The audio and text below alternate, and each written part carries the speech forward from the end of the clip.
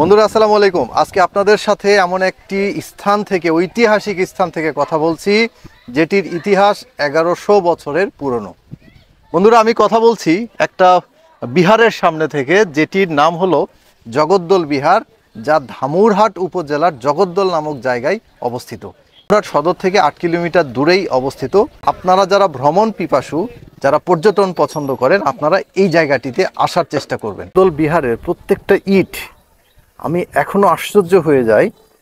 এই ইটগুলো দেখেন, যে এই ইটগুলো তো সেই আমলে, অর্থাৎ 1100 শতাব্দীতে যে তৈরি করা হয়েছিল, এখনো কিভাবে এই ইটগুলো এত সুন্দর রয়েছে, এটি আমার কাছে একটা বিশাল অলৌকিক ব্যাপার মনে হয়ে থাকে। যদিও স্থাপত্যটি পুরোপুরি ধ্বংস হয়ে গেছে, বাট আপনারা দেখতেছেন এর ইটগুলো, অর্থাৎ এই ইটগুলো তো সেই আমলের, যেহেতু মাটি খুঁড়ে এটা বের করা হয়েছে, পরবর্তীতে তো এটা আর নতুন করে তৈরি করা হয় নাই।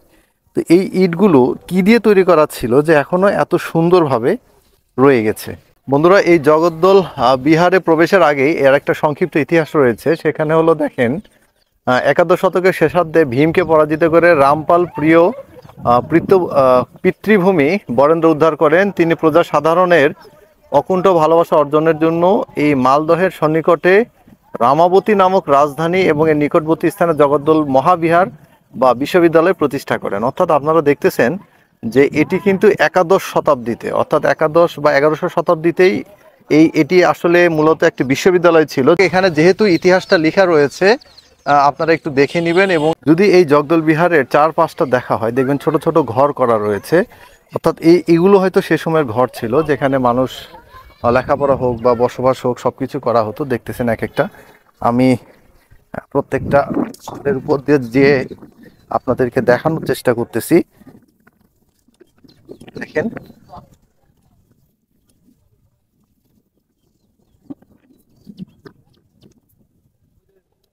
এখানে প্রতিদিন অনেক পর্যটক এসে ভিড় করেন।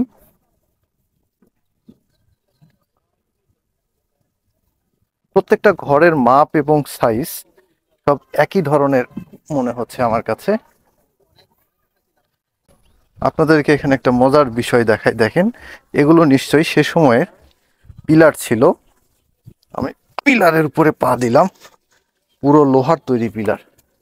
এই পিলারগুলো পুরোপুরি লোহার তৈরি, এবং হয়তো পরবর্তীতে এটা ধসে পড়ে গেছে বা ভেঙে গেছে। দেখেন, এই পিলারের অর্ধেক ভাঙা। এগুলো ছিল লোহার তৈরি পিলার, আর ইটগুলো এখনো তো রয়েছে।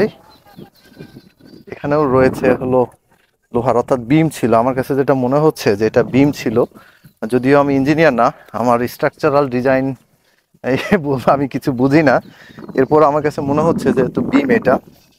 আর বিভিন্ন সময়ে বিভিন্ন জায়গায় জায়গায় এরকম কলামের মাথা বা কলামের গোড়া, এই যে দেখেন, এটা একটা কলাম ছিল, এটা হয়তো ভেঙে পড়ে গেছে এইভাবে। এই যে এটা দেখে বোঝা যাচ্ছে যে কলামের উপরে, আপনারা দেখতেছেন এখান থেকে এই পর্যন্ত কলামের উপরে মাথাটা। এটির আরো অনেক হয়তো ঘর রয়েছে, যেগুলো এই কাজ করতে করতে, খনন কাজ এখন বন্ধ রয়েছে। ওনারা কেন এটি পুরোপুরি কমপ্লিট না করে চলে গেছেন এটাই আমি জানি না। বাট আমি অনেক ছোট থেকেই, যেহেতু আমি এই এলাকারই বাসিন্দা, অনেক আগে থেকেই দেখতাম যে ওনারা কাজ করতেছে এখানে, খনন কাজ। প্রত্যেকটা ঘর প্রত্যেকটা একই মাপের। হ্যাঁ, এটা বিশাল একটা ব্যাপার। অর্থাৎ আগের যুগের যে দক্ষ ইঞ্জিনিয়ার, হয়তো ইঞ্জিনিয়ার শব্দটা হয়তো বা ছিল না, বাট অন্যান্য যারা বিল্ডিং মানে ইমারত তৈরি করতেন, ওনাদের যে জ্ঞান, এটি আসলে অপরিসীম ছিল বলে আমার কাছে মনে হয়। এবং দেখেন, এখানে কি সুন্দর একটা, হয়তো এদিক দিয়ে কোনো প্রবেশদ্বার ছিল আমার কাছে মনে হচ্ছে। এই প্রবেশদ্বার দিয়ে প্রবেশ করে এই রুমটা একটু ব্যতিক্রম অন্যান্য রুমের তুলনায়।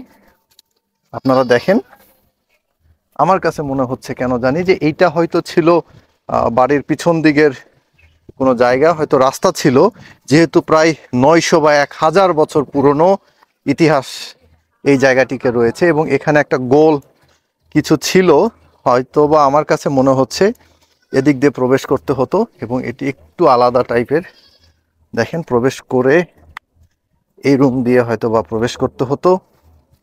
এখানে পড়াশোনা করা বা ইবাদত করা বা যেটাই হোক সেটার একটা স্থান ছিল মনে হচ্ছে। এদিক দিয়ে প্রবেশ করে আরেকটা রুম, যে ছাদের যে বিম সেটি, এগুলো এদিক দিয়ে প্রবেশ করে এখানেও একটা পিলার বা বিম ভেঙে পড়ে আছে এবং দেখেন সবগুলো একই মাপের। এখানে ভিডিও করতে করতে ভাইদেরকে দেখলাম, ওনাদের প্রত্যেকের টি শার্টে একই লেখা, নো গার্লস। আমি আমি ওই শুরু থেকে আপনাদেরকে দেখানোর চেষ্টা করেছি, ওই দিক দিয়ে এসেছিলাম, এদিক দিয়ে ঘুরেছি, এরপরে আবার আমি এই দিক দিয়ে আবার এই রুমগুলোর উপর দিয়ে যাওয়ার চেষ্টা করব, আপনাদেরকে দেখানোর চেষ্টা করব। এদিক দিয়ে আমি আবার অনেক দূরে লাফ দিয়েছি এবং অন্যান্য এই রুমগুলো একটু বড় মনে হচ্ছে ওই সাইডের রুমের থেকে, এগুলো এই রুমটা বড় মনে হচ্ছে স্পেশালি আমার কাছে একটু, আপনারা হয়তো বুঝতেছেন ভিডিওতে। এটাও বড় এবং প্রত্যেকটার সাথে এদিক দিয়ে হয়তো জানালা ছিল, আমার কাছে মনে হচ্ছে এটা জানালা, এটা দরজা বা যাই হোক, এদিক দিয়ে হয়তো বাতাস আসতো। এইদিকে আরেকটা, হ্যাঁ এইটাতে আবার একটু আলাদা, এই রুমটাতে ওই বিমটা নাই, এটা হয়তো জানালা, এটা আলাদা রকম ছিল। আমি একটা রুমের মধ্যে এখন প্রবেশ করছি, ছোট্ট একটি রুম, এখানে কত ফিট হতে পারে, অর্থাৎ রুমটি হয়তো বা 8 ফিট বা 10 ফিট, 10 ফিট বা 8 ফিট 10 ফিট এরকম হতে পারে। এবং ইটগুলো এখনও দেখেন, এটি কিভাবে সম্ভব আমার মাথায় আসে না, এত সুন্দর মাপের ইট 1000 বছর আগে কিভাবে ওনারা তৈরি করেছেন বা এখনো কিভাবে এটি টিকে রয়েছে আমার মাথায় এটি আসে না। আমার কাছে মনে হচ্ছে এটি হলো মেন ফ্রন্ট সাইডের, কারণ দেখেন এই দিক দিয়ে সবগুলো তৈরি করা আর এটি একটু বাড়তি করা, অর্থাৎ বাসার যে ডিজাইন থাকে সামনে, এটি ফ্রন্ট সাইড আমার কাছে মনে হচ্ছে এবং এটির ডিজাইন দেখেও সেটি মনে হচ্ছে আমার কাছে। এই যে এটি হলো সামনের অংশ, এটিও ধ্বংস হয়ে গেছে এবং এরই রাস্তাটুকু তুলনামূলকভাবে অনেক বড়, অনেক চওড়া, হয়তো ওনারা এই দিক দিয়ে চলাফেরা করতেন। প্রচুর বাতাস হচ্ছে বন্ধুরা, এই কারণে হয়তো আমার মাইক্রোফোনের সাউন্ডে একটু প্রবলেম পেতে পারেন আপনারা, আমি দুঃখ প্রকাশ করছি সেজন্য। এখানে এটি একটি মার্বেল টাইপের পিলার রয়েছে, অন্যান্য পিলারগুলো দেখেন কালো, বাট এই পিলারটা দেখেন একদম মার্বেল, আমরা বর্তমান যুগে যে মার্বেল ইউজ করা হয় সেই মার্বেল টাইপের, কত সুন্দর লাগে দেখতে। বন্ধুরা, আমি এই জগদল বিহারের ইতিহাস ঘেঁটে দেখলাম যে এটি 1000 থেকে 1100 বছরের পুরনো, যেটি মূলত তৈরি করেছিলেন রামপাল জনসাধারণকে খুশি করার জন্য। কারণ আপনারা ইতিহাসে আমি আগে আপনাদেরকে দেখানোর চেষ্টা করেছি একটু আগে, যে ইতিহাস যেটা লেখা রয়েছে, যিনি ভীমকে পরাজিত করে ওনার যে পৈতৃক ভিটা জমি, উনি এটি উদ্ধার করেন এবং জনসাধারণকে খুশি করার জন্যই কিন্তু উনি মূলত এই বিশাল বিহারটি তৈরি করেন। আমি জগদল বিহারের উপরে ওঠার চেষ্টা করতেছি, একটু উপরে উঠতে হয়, আপনারা দেখতেছেন উপরে উপরে উঠলেই আপনাদের চোখে পড়বে এমন একটি সৌন্দর্য, অর্থাৎ এটি ধ্বংসাবশেষ, তারপরও দেখতে আপনাদের অনেক ভালো লাগবে।